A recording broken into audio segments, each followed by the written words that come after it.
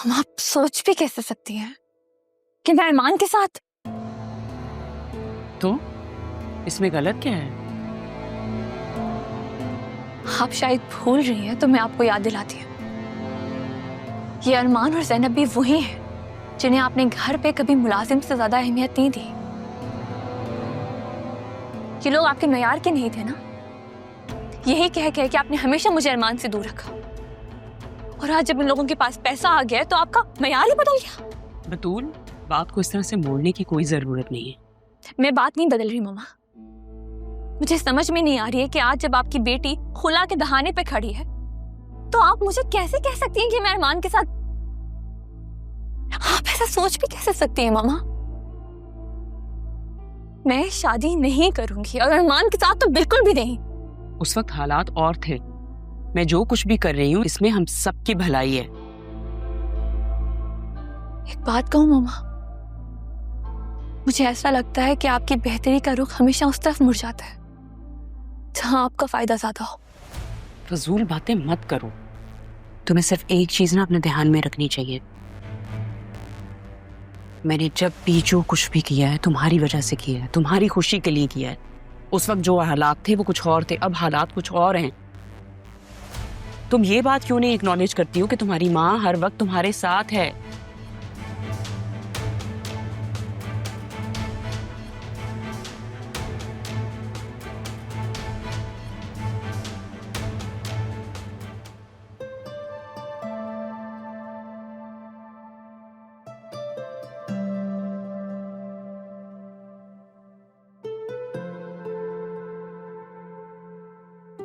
सारी चीज़ें आप लोगों ने रिव्यू कर ली हैं। अब अगर आप लोगों को कोई इशू हो तो बता दिएगा। फरीद साहब, जो मैंने आपको फाइल्स डॉक्यूमेंट करने को कही थी वो ड्राइव आप इन लोगों को दे दिएगा, फिर बाकी हम देख लेंगे। और वो ड्राइव आप लोग परसों मुझे पहुंचा दिएगा। अभी आप लोग जा सकते हैं। Thank you.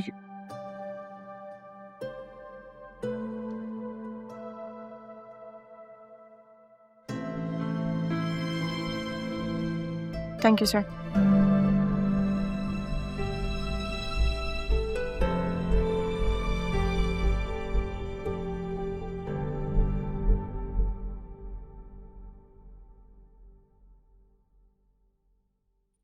इनसे कहा भी था कि कैंटीन में लगाएं मेरा लंच।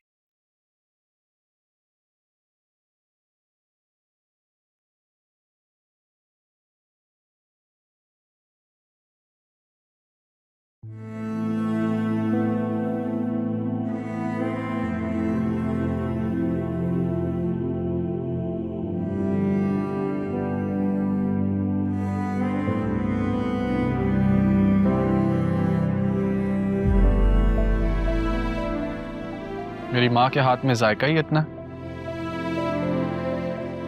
लोगों के हाथ ही नहीं रुकते।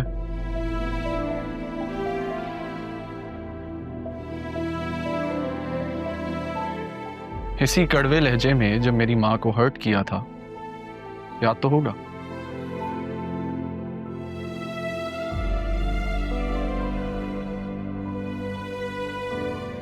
खाना तो खाती जाओ।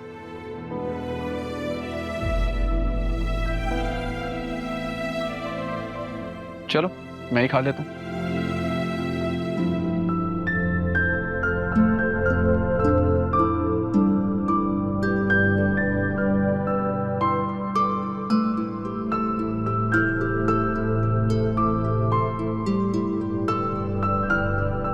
सुभान अल्लाह।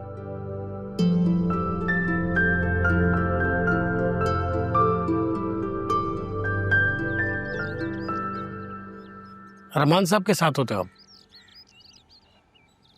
मलिक साहब ने चाबी भिजवाई है।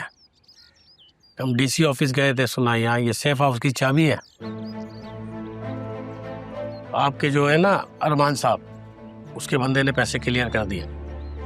ठीक है, लेकिन उस घर के आसपास नजर नहीं आना। उसको बता हम कितने पक्के वादे के। मलिक साहब के बंदे जबान कर तो सकती है, पलट नहीं सकती है।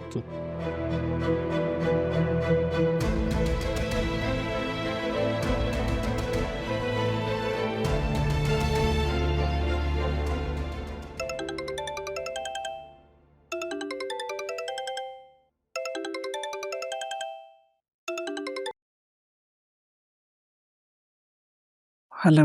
Hello Zainab Bi, I am sorry, I am very sorry. हम मिल सकते हैं प्लीज़, लेकिन आप किसी को बताइएगा नहीं। बेटा मैंने तो पहले भी कभी किसी को कुछ नहीं बताया। हाँ, तुम्हें जरूर एक बात बताना चाहती हूँ। मैं अरमान का निकाह कर रही हूँ। इनविटेशन देने आऊंगी तुम्हें। आप पूछोगी नहीं कि लड़की कौन है?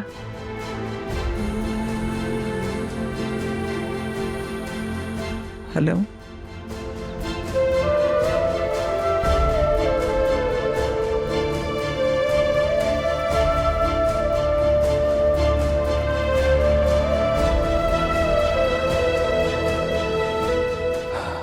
कब समझोगी?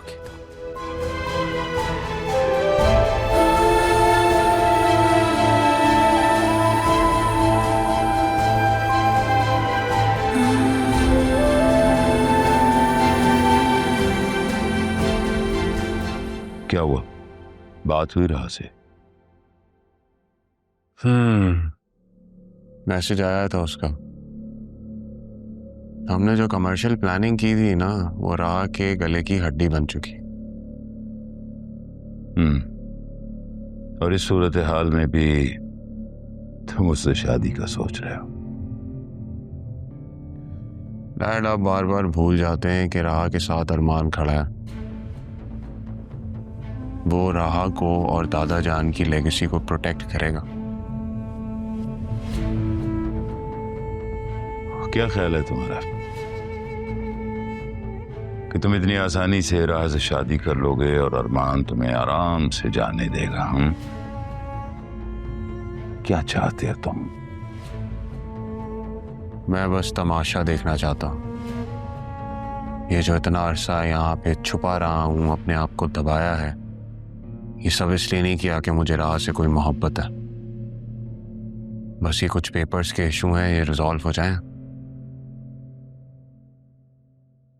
अब तक तो सब कुछ ठीक था, अब क्या हो गया? कुछ छुपा रहे हो तुम?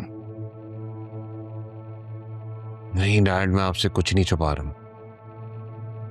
ऑफशोर कंपनी में कुछ इन्वेस्टमेंट्स थी, उसके अकाउंट्स का कुछ इशू चल रहा है। वो जैसे रिजॉल्व हो जाएगा हम निकल जाएंगे यहाँ से। हाँ तारिक, हो गई बुकिंग? ठीक है, सेंड कर दो मुझे। कहाँ जा रहे हैं आप? इस्लामाबाद जा रहा हूँ वाया सियालकोट, फिर अबू ज़ेबी। बुकिंग क्यों क्यों जा रहे हैं? कुछ सर्जिकल इक्विपमेंट्स की डिमांड है, वहां बनवाएंगे तो सस्ता मिलेगा। मैं समझा नहीं आपकी बात। ज़रियून, इस वक्त इतना वक्त नहीं कि मैं तुम्हें समझाऊं। तो इसका मतलब है कि आप मेरे और राह के निकाह में मौजूद नहीं होंगे? नहीं, मैं तो कहता हूं कि ये ख्याल तुम भी अपने दिल से निकाल दो और यहां से निकलने की करो। डैड, आप खामखा परेशान हो रहे हैं। मैं आपको 1000 दफ़ा बता चुका हूँ कि ये पेपर्स का मैटर सॉल्व होगा, सब ठीक हो जाएगा। आप जा रहे हैं तो जाइए, लेकिन मैं आपसे यूएई में ही मिलूंगा। जा रहा हूं मैं यहां से, तुम्हारी बेवकूफ़ी में खुद को फंसा नहीं सकता मैं यहाँ।